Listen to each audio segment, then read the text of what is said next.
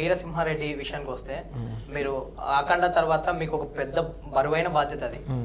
చాలా మంది ఎక్స్పెక్ట్ చేశారు, మీరు కూడా బెస్ట్ అవుట్పుట్ ఇచ్చారు, బీజిఎం పరంగా కూడా మీకు మంచి మార్క్స్ వచ్చాయి. బట్ ఒక సాంగ్ వచ్చేసరికి ఒసే రాములమ్మతో కంపేర్ చేస్తూ ఒక చిన్న ట్రోలింగ్ జరిగింది ఆ టైంలో, సేమ్ ట్యూన్ అని, లైక్ సిమిలారిటీ ఉంటుంటది అని. దాన్ని మీరు ఎలా తీసుకుంటారు అంటున్నారు. మాకు తెలియదా ఏంటి అన్న, అదే మీకు తెలుసు కదా, అదే మాకు తెలిసే చేసాం.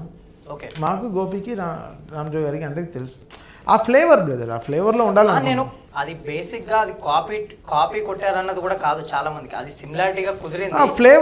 ఆ ఫ్లేవర్లో ఉండాలనుకున్నాం పాటని. మీరు ముందు అనుకున్నారు ఫ్లేవర్ ఇలాంటి ఫ్లేవర్లో ఉంటే బెటర్ అనుకున్నాం పాటని.